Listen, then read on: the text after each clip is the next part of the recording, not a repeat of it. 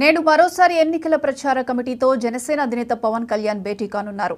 పిఠాపురం నుంచి పవన్ ఎన్నికల ప్రచారానికి శ్రీకారం చుట్టనుండటంతో జన సైనికులు ఏర్పాట్లలో నిమగ్నమయ్యారు. అటు 2 రోజుల్లో జనసేన లిస్టు ఫైనల్ అయ్యే అవకాశం ఉంది. పెండింగ్ లో ఉన్న అభ్యర్థుల ఎంపికపై పవన్ కసరత్తు చేస్తున్నారు.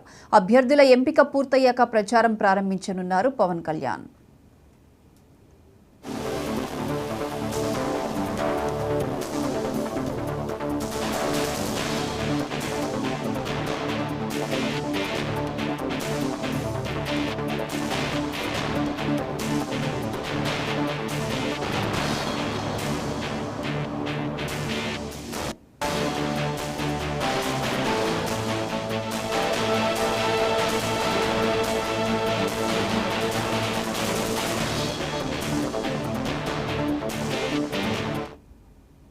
నేడు మరోసారి ఎన్నికల ప్రచార కమిటీతో జనసేన అధినేత పవన్ కళ్యాణ్ భేటీ కానున్నారు.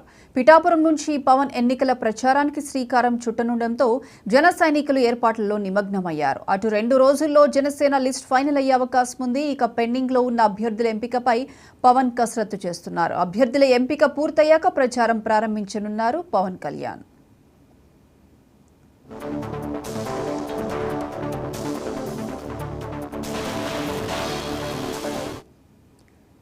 ఇదే అంశానికి సంబంధించి మరిన్ని అప్డేట్స్ మా regional coordinator Anil phone line అందిస్తారు. అనిల్, ప్రియాంక, మరో 2 రోజుల్లో ప్రచార కమిటీతో పవన్ కళ్యాణ్ భేటీ కానున్నారు. నేడు భేటీ అయిన తర్వాత 2 రోజుల్లో పిఠాపురం నుంచి పవన్ ఎన్నికల ప్రచారానికి శ్రీకారం చుట్టినట్టుగా మనకు తెలుస్తా ఉంది.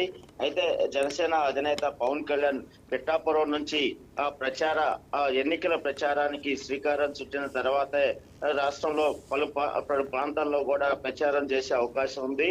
ఏదైతే జనసేన అభ్యర్థులు ఇప్పటికే కొంతమందిని ఖరారు చేయడం జరిగింది. మరి కొంతమంది లిస్టు కూడా మరో 2 రోజుల్లో ఫైనల్ అయ్యే అవకాశం ఉంది. దీనిపైన పెండింగ్ అభ్యర్థుల పైన కూడా కసరత్తు పూర్తి స్థాయిలో సీనియర్ నేతలతో కలిసి ఆయన కసరత్తు చేస్తున్నట్లు మనకు తెలుస్తా ఉంది. పవన్ కళ్యాణ్ ఇప్పటికే చంద్రబాబుతో హైదరాబాద్ లో భేటీ అయిన తర్వాత ఆ నియోజకవర్గాలు ఏ నియోజకవర్గాల నుంచి అభ్యర్థులను పెట్టాలనే దానిపై ఒక క్లారిటీ ఉన్నట్లుగా తెలుస్తున్న సమాచారం. దాన్ని బట్టి అక్కడ ఉన్న అభ్యర్థులు ఆ నియోజకవర్గాలతో పాటు అభ్యర్థులు కూడా ప్రకటించే అవకాశాలు ఉన్నాయి. ఇటు ఉమ్మడి బీజేపీ టీడీపీ ఆల్మోస్ట్ ఆల్ ప్రకటించిన తర్వాత బీజేపీ కూడా కొన్ని నియోజకవర్గాలు ఫైనల్ లిస్ట్ 10 మంది అసెంబ్లీ స్థానాలు కూడా ప్రకటించాల్సి ఉంది. ఈ నేపథ్యంలోనే పవన్ కళ్యాణ్ కూడా మరొకసారి ఏ నియోజకవర్గాల నుంచి జనసేన పోటీ చేస్తుందో అక్కడ అభ్యర్థులు కూడా ప్రకటించే అవకాశాలు